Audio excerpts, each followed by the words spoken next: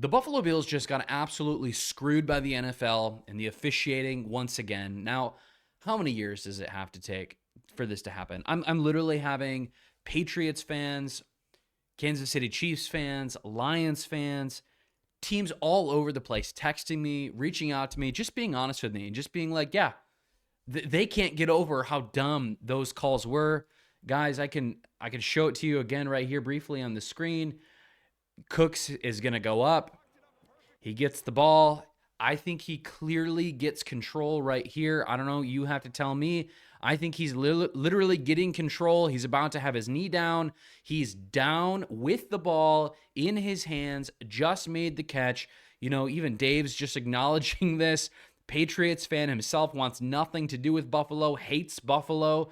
Again, gets rolled up on. Yeah, you've got to complete the process. Yeah, you've got to get down on the ground. But this is ridiculous. He rolls the ball over, and somehow, even though he's down, he's on the ground, it turns into an interception.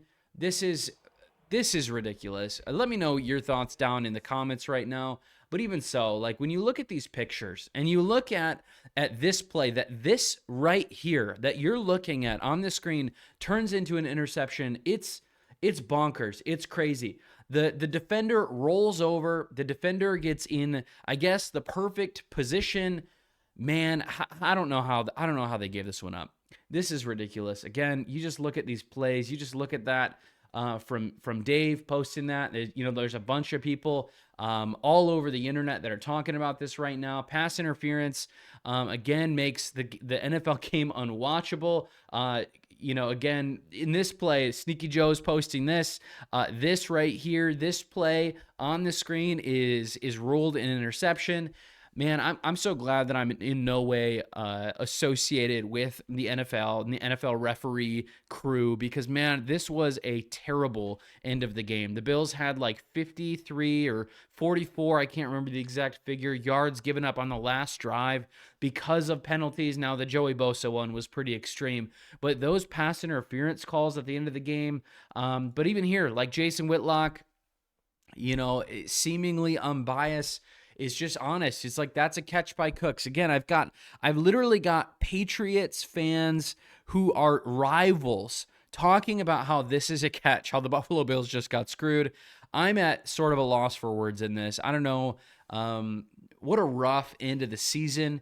Maybe there's some things within this we can talk from positives, but again, as I look at this, like even Dan Orlovsky, right? The officiating in overtime has been absolutely terrible again. And just look at this.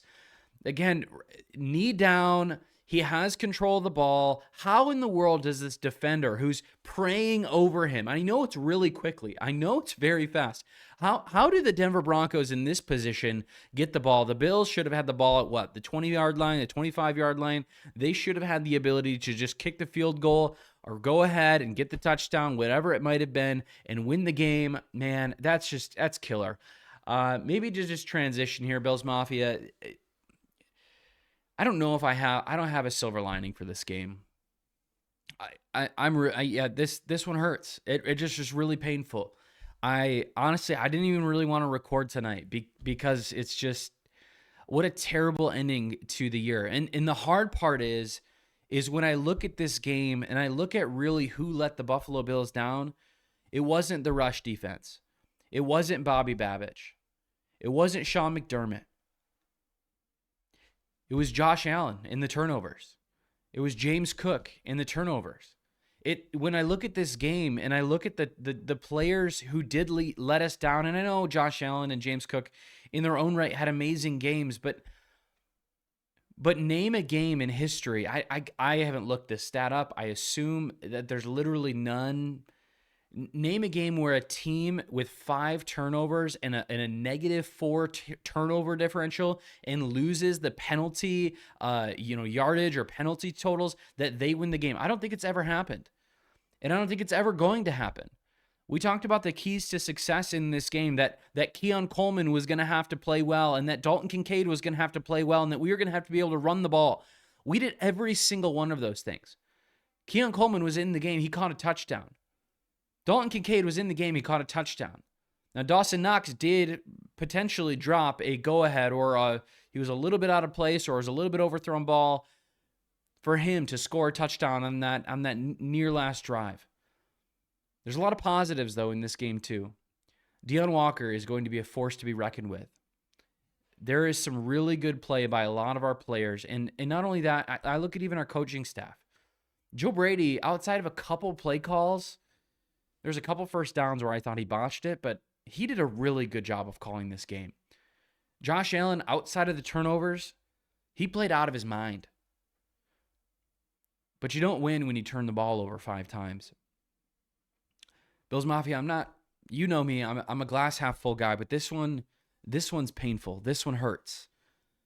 Again, when you look at the screen, when you look at the play, how does that turn into an interception to end the game, to end the season?